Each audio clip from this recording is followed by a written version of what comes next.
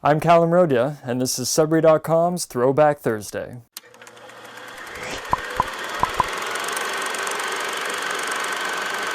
We are here in the Sudbury.com Northern Life archive room, which we also call the morgue, which makes it a fitting backdrop for our weekly historical video series. Here in Sudbury, we love big things. Geographically, we have the largest lake within city limits in the world, that's Lake Wanapitei. We also have the largest number of lakes within city limits in Canada, 330. And geographically, Sudbury covers the largest area of any other city in Ontario, at over 3,200 square kilometers. And then there's the things we've actually built, like the second tallest smokestack in the world, the largest underground research facility in the world, and the largest potholes of any road surface in Canada.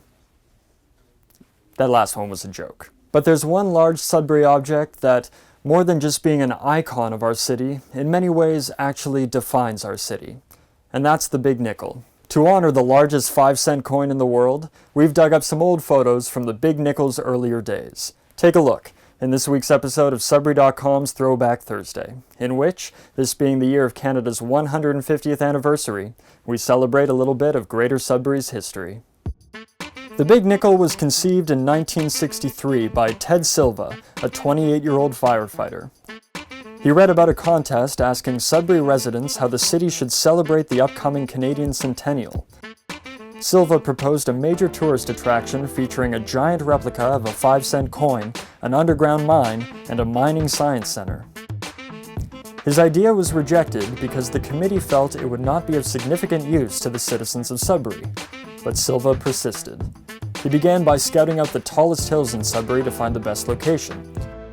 He purchased 17.5 acres of land between Sudbury and Coppercliff. However, the city refused to give Silva a building permit for the monument or a road allowance to access the landlocked property. So he visited the president of Inco, John Pigott, and Inco leased him 4 acres of Coppercliff land, which provided access to his chosen spot for the monument.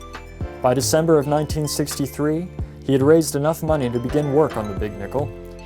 He chose the 1951 5-cent piece and recruited artist Steve Trenka to design it.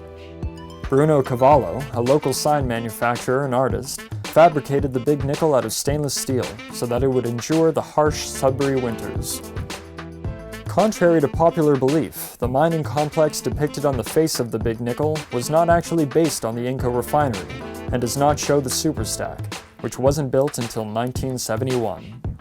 The 30-foot wide Big Nickel was installed in 1964 on top of a 12-foot high base made of rock samples found in the Sudbury Basin.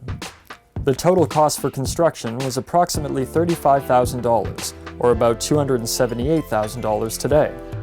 On January 22, 2001, the Big Nickel was dismantled for refurbishing of both the coin and the facility. The coin was installed on the grounds of Science North. On May 10, 2003, the Big Nickel returned to the grounds of Dynamic Earth, where it remains today.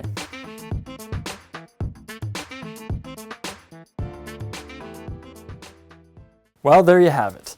Now, you may not be able to fit the Big Nickel in a gumball machine, but today it remains one of the most recognizable and photographed symbols of Greater Sudbury.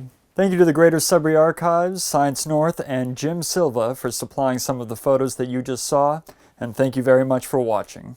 For Sudbury.com, I'm Callum Rodia.